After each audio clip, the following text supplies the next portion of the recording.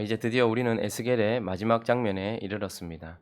33장부터 시작되었던 회복에 대한 메시지의 결론 부분을 우리에게 주시면서 최종적인 회복이 무엇인가, 그리고 그 회복에 대한 그림을 우리에게 보여주고 있는데, 우리가 오늘 읽은 이 본문 말씀 쭉 길긴 하지만요, 이 본문 말씀의 요지는 결국 새로운 땅을 우리에게 허락하신다라는 것인데, 성경을 한번 보시면 우리가 읽었던 13절부터 보면 위에 제목이 뭐라고 나와 있습니까? 파란색으로 경계선에 대해서 나와 있죠. 그래서 13절부터 20절까지는 그 하나님께서 주시는 새로운 땅의 경계선이 어떠한가를 우리에게 보여주고 있고, 또 48장으로 넘어가시면 이제 1절부터 7절까지는 중심에 있는 그 거룩한 땅, 레위인들의 땅, 제사장들의 땅, 그리고 하나님께서 구별하신 그 거룩한 성소가 있는 그 땅을 중심으로 위에 7지파에게 나누어 주시는, 하나님께서 나누어 주신 땅에 대한 말씀이고, 그리고 8절부터 22절까지는 이제 그 중심에 있었던, 우리가 지난번 말씀에서 살펴봤던 것처럼 레위인 땅, 제사장들의 땅, 성소가 있는 땅, 그 중심에 대한 말씀이고, 마지막 23절부터 29절까지는 이제 그 중심 아래에 있는 5지파에게 하나님께서 땅을 주신 이야기에 대한 것입니다. 우리가 지금 눈으로 본, 글로 본 이것을 그림으로 한번 보도록 하겠습니다. 한번 띄워주시면, 중심적인 부분에 성전이라고 쓰여 있는 영역이 보이십니까? 지금 저 땅은 이제 거의 공평하게 이제 나누어져 있습니다. 그러니까 저기에는 레위인들의 땅도 있고 제사장들의 땅도 있고 하나님께서 특별히 구별하신 땅들이 있는 곳이고, 그 중심에 뭐가 있습니까? 성전이 있습니다. 그리고 위로 유다, 루벤, 에브라임, 므낫세, 아셀, 단, 이렇게 지파들이 공평하게 땅을 분배받고 있습니다. 지금 옆에 있는 검은 선, 이것이 바로 우리가 방금 읽었던 그 땅의 경계이고요. 하나님께서 주신 그 경계를 따라서 또 중심 아래에는 베냐민, 시므온, 이사갈, 스불론, 갓, 이렇게 하나님께서 모든 지파에게 땅을 나누어 주셨다라는 것으로 이제 에스겔서를 끝을 낼 뿐만 아니라 회복에 대한 말씀을 마치고 있습니다. 자, 이 영원한 회복에 대하여 하나님께서 마지막 우리에게 새겨주시는 이것은 한 땅과 그리고 한 성읍, 여호와 삼마라는 성읍을 우리에게 마지막으로 새겨주고 계십니다. 왜 하나님께서는 이 회복에 대하여서, 우리가 가져야 될 소망에 대하여서 이런 한 그림을 통하여 우리에게 말씀하시는가? 저 그림에는, 저 땅 속에는, 저 성읍에는 무엇이 담겨 있기에 하나님께서 우리에게 저것을 마지막 메시지로 주시는가? 몇 가지 살펴보려고 합니다. 그 첫 번째는요, 우리가 보았던 그 마지막 회복의 메시지 속에는 하나님의 약속이 이루어졌다라는 것이 우리가 본 그 땅과 그 성읍 속에 들어있기 때문입니다. 하나님의 약속이 이루어졌다라는 것이죠. 자, 14절 말씀 한번 읽어볼까요? 47장 14절 말씀을 우리 한번 읽어보겠습니다. 시작. 내가 옛적에 내 손을 들어 맹세하여 이 땅을 너희 조상들에게 주겠다고 하였나니 너희는 공평하게 나누어 기업을 삼으라. 이 땅이 너희의 기업이 되리라. 하나님께서 옛적, 이미 오래전에 하나님께서 하나님의 백성들, 그러니까 하나님의 백성들은 사실은 많은 민족들 가운데 선택받았던 것이 아니라 하나님이 한 사람을 택하시고 아브라함이라는 사람을 통해 민족을 만드셨고, 그에게 벌써 무엇을 약속하셨습니까? 그 민족 전체에게 끊임없이 땅을 주겠다라고 이미 약속하셨습니다. 그런데 이제 에스겔 마지막 장면에서 여호와 삼마라는 성읍을 우리에게 보여주시면서 하나님은 그 땅에 대한 약속이 어떻게 됐다는 거예요? 이루어졌다라는 것을 그 그림을 통하여서, 그 성읍을 통하여서 우리에게 보여주고 계시는 것입니다. 그런데 하나님께서는 땅만 약속하셨습니까? 하나님이 우리에게 하신 약속들을 우리가 기억할 필요가 있습니다. 하나님은 우리에게 땅을 주시겠다라고 약속하셨고, 오늘 본문 말씀은 그 땅을 기업으로 주심으로 말미암아 그 약속이 이루셨다라고 보여주고 있습니다. 뿐만 아니라 하나님은 또 무엇을 약속하셨습니까? 아들 하나 없는 100세, 99세까지도 아들 하나 없는 아브라함에게 내가 자손들을 주겠다, 내가 민족을 만들겠다라고 약속을 하셨습니다. 백성들을 약속하셨다, 이 말입니다. 그런데 오늘 48장 1절을 한번 보실까요? 48장 1절 말씀.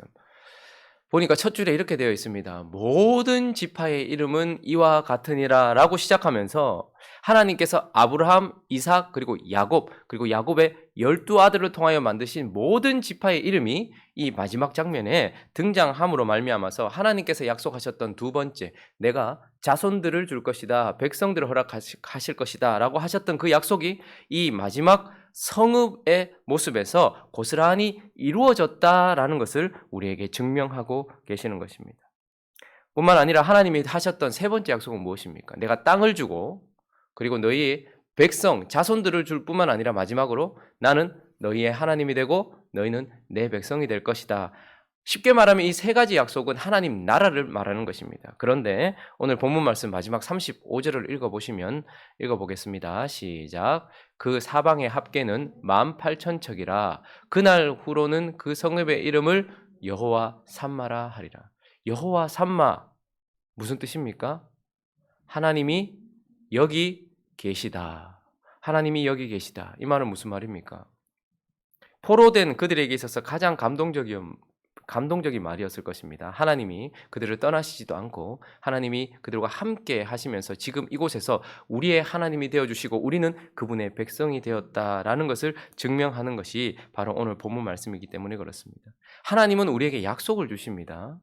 그런데 그 약속이 오늘 이 마지막 에스겔 장면 속에서 이루어졌다라는 것을 우리에게 보여주고 있기 때문에 하나님은 이 회복의 마지막 장면에서 이것을 말씀하고 있는 것이죠. 그분의 약속이 이루어졌고 그분이 땅을 주시겠다는 약속이 이루어졌고 그분이 백성을 허락하시겠다는 약속이 이루어졌고 하나님과 우리가 연합할 것이라는 그 약속이 이루어졌기 때문에 이 마지막 장면에서 하나님은 소망으로 이것을 주고 계십니다. 자, 이 영원한 회복의 그림 속에서 또 무엇이 들어있기에 하나님은 이것을 우리에게 보여주셨는가? 두 번째는 바로 에스겔의 소원도 이루어졌다라는 것이 보여지죠.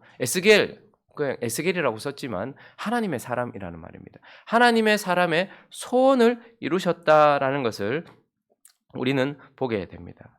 우리 48장 8절 말씀을 한번 읽어볼까요? 48장 8절 말씀 읽어보겠습니다. 시작. 유다 경계선 다음으로 동쪽에서 서쪽까지는 너희가 예물로 드릴 땅이라. 너희는 25,000척이죠. 길이는 다른 몫의 동쪽에서 서쪽까지와 같고 성소는 그 중앙에 있을지. 우리가 보았던 아까 그 땅, 하나님께서 허락하셨던 그 나라의 중심에 뭐가 있었습니까? 성소가 있는 것을 보게 됩니다. 여러분 이미 에스겔은 25년 전에 끌려왔고 19년 전에 환상을 통해서 그 성전이 파괴된 것을 보았고 14년 전에 그것이 현실로 드러났다는 것을 알고 있어서 더 이상 성전을 볼 수 없었습니다. 제사장이었던 그 평생을 제사장을 준비하면서 그렇게 하나님을 섬기려고 했던 그에게 있어서 가장 소원은 무엇이었겠습니까? 하나님의 임재를 상징하고 하나님을 섬길 수 있는 장소인 성소가 지어지는 것, 그 성소가 그에게 가장 큰 소원이었을 것입니다. 그러나 그 소원은 끝났다라고 생각을 했는데 하나님께서 지금 그 약속의 땅을 보여주시면서 그 중심에 무엇이 있는 것을 보게 되는 것입니까? 우리가 지금까지 살폈던 것처럼 그곳에 에스겔의 소원인 성소가 거룩한 성소가 서 있다라는 것을 보여주시면서 그의 소원이 이루어진 것을 보여주고 있습니다. 그것뿐이겠습니까? 그러면 우리도 나라를 빼앗길 뻔하고 나라를 잃어봤던 주권을 잃어봤던 나라입니다. 그래서 우리는 그런 민족이기 때문에 그런 아픔을 어느 정도 알고 있습니다. 나라를 잃어버린 자의 슬픔, 그래서 그에게 있어서 가장 큰 소원은 무엇이겠습니까? 지금도 발붙일 곳 하나 없는 곳에서 타향해서 돌아갈 고향만 바라고 있는 그에게 있어서 가장 큰 소원은 무엇이겠습니까? 그때 나의 어린 시절이 묻어있고 나의 청춘이 묻어있고 나의 부모님의 삶이 묻어있는 그 약속의 땅, 그리고 하나님이 계신 그 땅, 다시 그 땅을 회복하는 것이 그에게 가장 큰 소원 아니었겠습니까? 그런데 그 소원이 어떻게 된 것입니까? 29절 읽어볼까요? 29절 말씀, 48장 29절 시작. 이것은 너희가 제비 뽑아 이스라엘 지파에게 나누어 주어 이 기업이 되게 할 땅이요 또 이것들은 그들의 몫이니라. 주 여호와의 말씀이니라. 잃어버렸던 땅, 이제 끝났다라고 생각했던 그의 땅을 하나님께서 회복해 주신 것을, 그래서 그의 소원이 그 가운데서 이루어진 것이 보여지고 있는 것입니다. 자, 그러면 성소가 회복되고 땅이 회복되었어요. 그러면 이제 무엇을 원하겠습니까? 하나님의 백성. 그들은 이 에스겔은 벌써 150년 전에 북이스라엘, 그러니까 10개 지파가 완전히 산산조각 난 것을 역사적으로 알고 있었습니다. 그것뿐이었습니까? 이제 남유다를 이루고 있었던 유다 그리고 베냐민 지파까지 어떻게 된 것입니까? 다 끌려가서 이건 뭐 족보도 없도록 완전히 다 흩어져 버린, 그런데 그가 정말 원하는 것은 무엇이었겠습니까? 거룩한 하나님의 임재가 있는 성소가 있고 그 성소를 중심으로 하나님의 땅이 있으며 그곳에 하나님의 백성들이 모여 있는 것, 그것을 보고 싶었지 않겠습니까? 그런데 그의 소원대로 48장 우리가 읽었던 1절 말씀이지만 모든 지파의 이름, 하나님은 하나도 잃어버리지 아니하시고 하나님의 백성 모두를 건지신 것, 그의 소원을 이루고 있는 것을 보게 되는 것입니다. 우리가 아까 봤던 그 단순한 그림이 에스겔과 그 포로민들에게는 큰 소망이요 감격이었던 이유는 하나님이 대대로 말씀하셨던 약속이 성취되었을 뿐만 아니라 하나님의 사람들의 소원을 이루고 계셨기 때문에 그것이 마지막 장면에 떠오는 것입니다. 그런데 한번 보십시오. 우리는 그리스도인들이 소원을 이룬다라고 하면 참 좋아해요. 아, 하나님께서 내 소원을 이루어 주신다.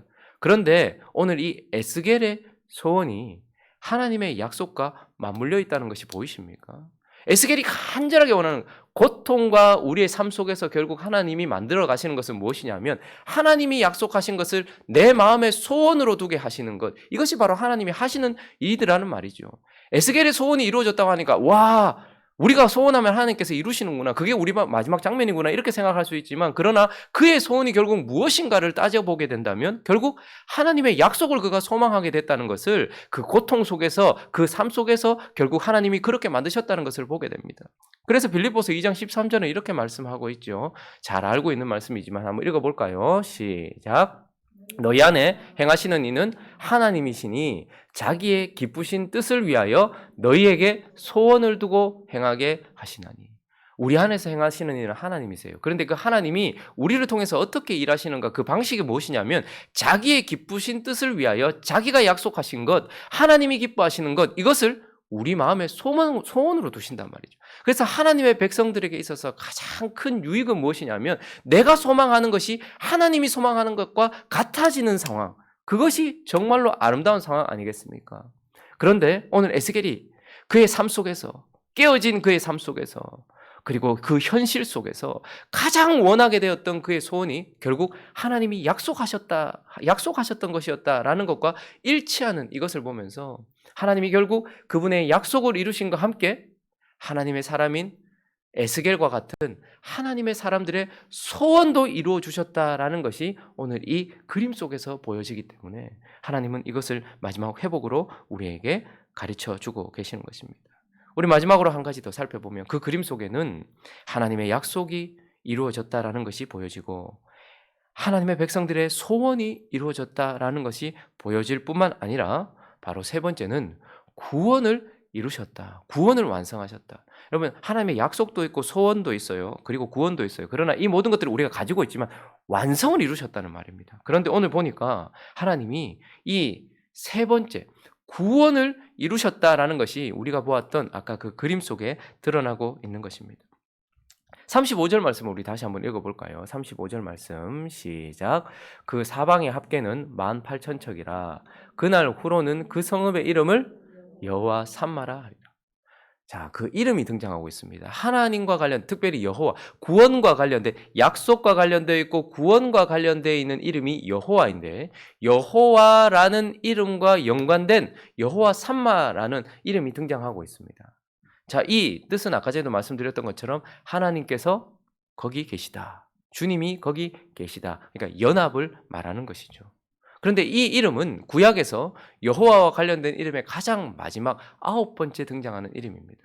여호와와 관련된 9가지 이름 중에 하나님께서 가장 마지막에 에스겔의 마지막 장면 속에서 여호와 삼마라는 마지막 이름을 주십니다. 자, 그러면 이 첫 번째 이름부터 한번 살펴볼 필요가 있습니다. 좀 여러분들이 이해하기 쉽도록 띄워드리겠습니다. 첫 번째는 여러분이 잘 아는 것처럼 창세기에 등장합니다. 창세기 22장 14절에 이름이 무엇입니까? 여호와 이레. 여호와 이레는 무엇을 의미하는 이름입니까?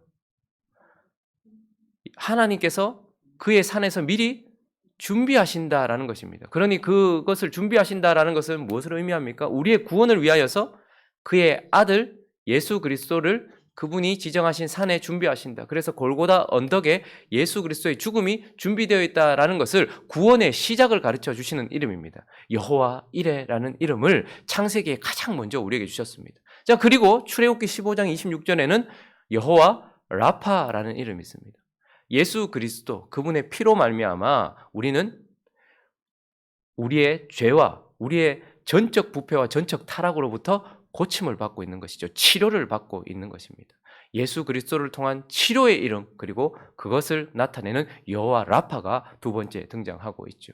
세 번째 이름은 또 출애굽기 17장 15절에 등장하는데 여호와 니시입니다. 여호와는 나의 깃발이시다, 이런 뜻입니다. 깃발이란 무엇입니까? 이 아말렉과의 전쟁에서 승리하고 난 이후에 세워진 이름입니다. 그러니 육신을 이기고 죄를 이기고 사망을 이긴 그 승리를 보여주는 이름이 바로 여호와 니시입니다. 예수 그리스도가 우리를 위하여 죽음으로 준비되어 있고 그분의 피로 우리가 고침을 받을 뿐만 아니라 우리가 죄와 사망으로부터 승리한다는 것을 가르쳐 주시는 이름 여호와 니시. 자, 그리고 네 번째 등장시켜 주시는 이름은 바로 여호와 무카디시라는 이름입니다. 이것은 레위기에 등장하는데요. 20장 8절에 보는데요. 이것은 하나님은 거룩하시다, 이런 뜻입니다. 하나님은 우리를 거룩하게 하신다, 이런 뜻입니다. 그러니까 예수 그리스도 여호와 이레, 예수 그리스도로 말미암아 우리의 전적 부패와 전적 무능함이 고침을 받고 우리는 죄와 사망으로부터 승리할 뿐만 아니라 이제 거룩해진다라는 거예요. 그분을 닮아간다라는 거예요. 우리 자신이 거룩해지도록 하나님께서 구원을 이루고 계신다라는 것을 보여주는 이름이 바로 레위기 20장 8절에 등장하는 여호와 무카디시라는 이름입니다. 자, 그리고 나서 사사기에 드디어 등장하는 이름이 바로 여호와 샬롬입니다. 우리가 거룩해지고 그분을 닮아갈 때 우리에게 무엇이 이루어집니까? 우리에게 평강이 이루어지는 것입니다. 사사기 6장 24절에 그래서 여호와께서 우리에게 평안을 주신다. 영원한 안식과 평안을 주시겠지만 이곳에서 우리가 거룩해지면 거룩해질수록 우리에게 평안이 임한다라는 것을 보여주는 구원의 이름 여호와 샬롬이라는 이름이 사사기 6장 24절에 등장하고, 그리고 여섯 번째 우리가 잘 아는 시편 23편 1절에 여호와는 나의 목자시니 여호와 로이라는 이름이 등장합니다. 그분은 우리에게 평안을 거룩을 주시고 평안을 주실 뿐만 아니라 우리를 인도하셔서 거룩의 길로 계속 걸어가게 하시고 그 좁은 문을 향하여 계속 걸어가게 하시면서 푸른 초장 쉴만한 물가 내 하나님이 계신 곳으로 인도하시는 나의 목자라는 구원의 성화의 과정을 우리를 보여주시는 그런 이름이 바로 여섯 번째 여호와 로이고, 그리고 일곱 번째 이름이 또 시편 46편 7절에 등장하는데 여호와 체바우트라는 이름입니다. 이 여호와 체바우트라는 이름은 만군의 여호와, 이런 뜻입니다. 만군의 여호와. 우리가 에스겔을 통해서 그분이 우리를 큰 군대로 세우셨다라는 것을 살펴보았죠. 만군의 여호와라는 것은 우리가 거룩해지고 평안을 얻고 그분의 인도함을 받는 그분의 신부이기도 하지만 우리는 그분을 말미암아서 사랑과 거룩을 추구하는 그분의 군대가 되어서 복음을 선포하는 하나님 나라의 군대, 그리고 하나님의 영광을 높이는 하나님의 군대가 되게 하신다. 그렇게 우리를 여호와 체바오트라는 이름을 통해서 우리에게 그것을 가르쳐주고 있죠. 그리고 여덟 번째 이름이 바로 여호와 치드케누라는 단어입니다. 예레미야 23장 6절에 등장하는데 이것은 바로 여호와는 나의 의로움이시다, 이런 뜻입니다. 이 구원의 서정들이 지금 느껴지고 계십니까? 그분 앞에서 우리가 이제 의롭게 됐다라는 것은 그분 앞에 설 수 있다라는 거예요. 그분이 우리를 의롭게 여기셨다라는 것은 이제 그분 앞에 우리가 서게 된다라는 뜻입니다. 그리고 나서 오늘 아홉 번째 이름 무엇입니까? 여호와 삼마. 우리를 의롭게 하신 그분 때문에 우리가 어떻게 되는 거예요? 우리와 함께 그분이 계신다. 그분과 연합. 그러니까 지금 우리가 보았던 아홉 가지의 이름 전체는 구원을 위한 이름이고 구원을 이루어 가시는 이름입니다. 그러나 이 이름은 동시에 구원을 이루신다라는 관점. 우리는 우리 편에서 봤을 때는 하나님께서 구원을 이루신다. 예수 그리스도를 미리 준비하심으로 말미암아서 여호와 이레로 시작된 그분의 구원이 우리를 고치심으로 라파로, 그리고 우리에게 죄와 사망으로부터 이기게 하시는 니시로, 그리고 우리를 거룩하게 하시는 무카디시로, 그리고 우리에게 평안을 주시는 샬롬으로, 그리고 우리를 인도하시는 로이로, 그리고 우리가 큰 군대가 되게 하시는 이 체바우트로, 그리고 우리를 의롭게 하시는 치드켄으로 이제 그분과 연합하시는, 이렇게 구원의 연속으로만 보지 말고 이걸 더 자세히 보면 결국 구원을 이루시는 그분의 이름은 사랑을 완성하시는 이름이기도 하다라는 것입니다. 그럼 구원을 이루신다는 것은 결국 그분이 사랑을 완성하신다라는 거예요. 여호와 이레, 자, 그분이 뭘 준비하셨다라는 거예요?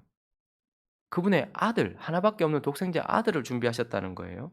그리고 그분을 통하여서 우리가 고침을 받고 그분을 통하여서 우리가 죄와 사망 권세로부터 승리해요. 자, 그러기 위하여서 하나님이 뭘 하셨다라는 것입니까? 하나밖에 없는 생명이신 그의 아들을 죽음에 내어놓으셨다라는 것을 보여주는 것입니다. 사랑이라는 것은, 여러분, 사랑이라는 정의를 저는 이렇게 내립니다. 사랑이란 영원히 자기 자신을 상대에게 주는 것, 이것이 바로 사랑입니다. 사랑은 영원히 자기 자신을 주는 거예요. 그래서 구원의 서정 속에는 하나님이 우리를 사랑하셨기 때문에 생명이신, 예수는 생명이십니다. 그런데 그 생명이신 그분을 죽음으로 우리를 향하여 내어주셨다라는 것이 지금 이 구원의 서정 속에, 그 이름 속에 보여주고 있습니다. 자, 그리고 네 번째 이름인 여호와 무카디시부터 한번 보십시오. 거룩의 이름. 그분이 우리를 거룩하게 하신다. 여러분, 누가 우리를 거룩하게 하십니까? 예수 그리스도가 우리를 살린다면 우리를 거룩하게 하시는 것은 무엇입니까? 그분의 영입니다. 거룩하신 영을 우리에게 보내셔서 그분의 영으로 말미암아 우리가 거룩을 입고 그리고 평안을 얻고 그리고 그분의 영으로 말미암아 인도함을 받아요. 그리고 그분의 영으로 말미암아 우리가 에스겔에서도 살펴봤죠. 생기에게 선포하였을 때 생기가 들어가서 큰 군대가 되는 거예요. 우리가 그렇게 해서 하나님의 군대가 되는 것이죠. 그분의 영으로 말미암아서 군대가 되는 거예요. 자, 그렇다면 그분은 우리에게 생명이신 그분을 죽음으로 자기 아들을 내어주셨을 뿐만 아니라 거룩하신 그분을 더러운 우리 속으로 보내주신 분이란 말입니다. 아들을 주신, 자신의 생명이신 아들을 주신 그분의 사랑이 보여지십니까? 그분의 생명이시고 거룩이신 그분의 영을 더러운 우리 속에, 우리 안으로 보내주신 분, 자신을 우리에게 주고 있는 것이 보이십니까? 그리고 그분의 아들과 그분의 영으로 말미암아 의롭게 된 우리에게 결국 여호와 삼마는 자기 자신을 우리에게 영원히 주고 계시는 이름으로 우리에게 보여지고 있는 것입니다. 그러니까 이것은 무엇입니까? 사랑의 완성이기도 한 것입니다. 우리는 단순히 아유 구원받았다. 아유 내가 구원받았다.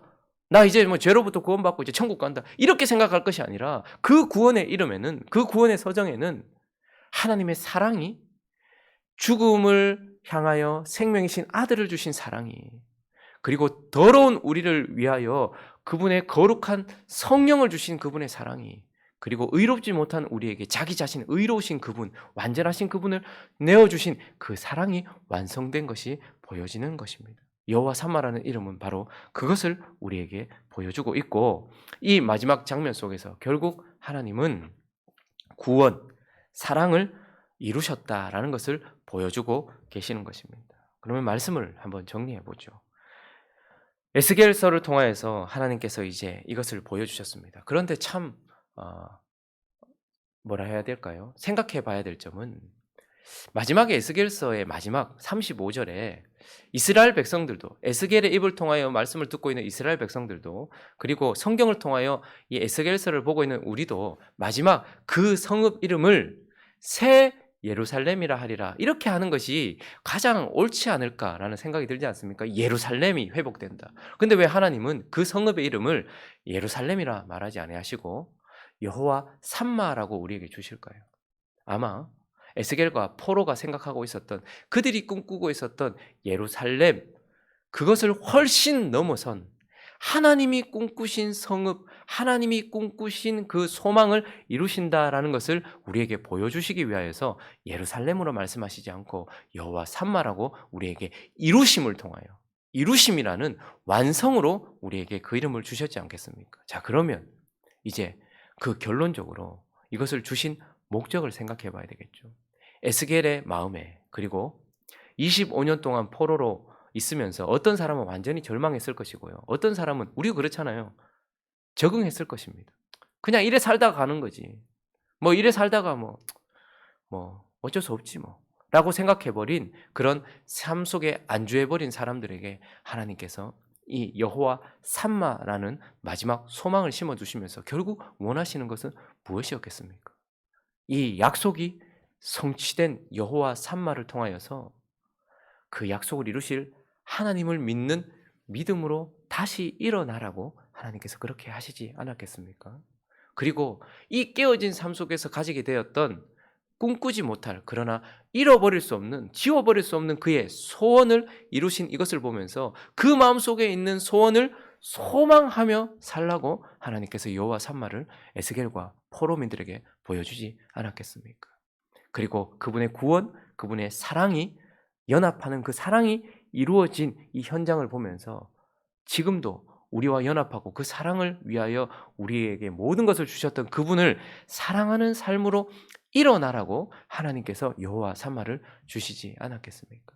그래서 결론적으로 포로민들과 에스겔, 깨어지고 혹은 삶에 무뎌져서 그냥 이래 살다 가야지라고 생각했던 그런 포로민들에게 하나님은 아니, 믿음으로 다시 일어나라. 그리고 네 마음에 있는 소원을 다시 소망하며 살며 사랑을 이루신 그 하나님을 지금 현재 사랑하며 믿음과 소망과 사랑으로 살아가라고 하나님께서 이 말씀을 주셨는 줄로 믿습니다. 오늘 이 아침에 우리가 에스겔서를 이제 마무리하면서 우리 또한 그랬으면 좋겠어요. 깨어진 나 자신을 보고 무너진 교회를 보면서 그리고 현실을 보면서 어쩌면 어떤 사람은 완전히 절망하여서 반감을 가지고 있는 분도 있을 수 있고 어떤 사람들은 그냥 이것이 전부인가 보다 생각하며 그냥 그렇게 하루하루를 의미 없이 살아가는 분들도 있을지 모르겠습니다.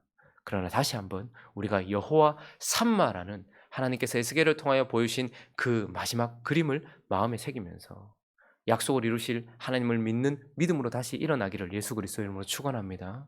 내 마음속에 주신 그 소원을 소망하는 삶으로 다시 살아가기를 예수 그리스도의 이름으로 축원합니다. 그리고 우리에게 전부를 주신 아들과 성령과 자기 자신을 주신 그분 앞에 우리도 그분을 사랑하여 우리 전부를 내어드리는 삶을 살아가기로 다짐하는 저와 여러분 되시기를 예수 그리스도의 이름으로 축원합니다. 같이 한번 기도하겠습니다. 다시 한번 그 그림을 마음에 새기면서 그 성읍의 이름의 의미를 생각하면서 우리의 삶을 일으키는 저와 여러분 될 수 있게 해달라고 또 각자의 기도 제목들을 가지고 함께 기도하며 나가도록 하겠습니다. 기도하겠습니다.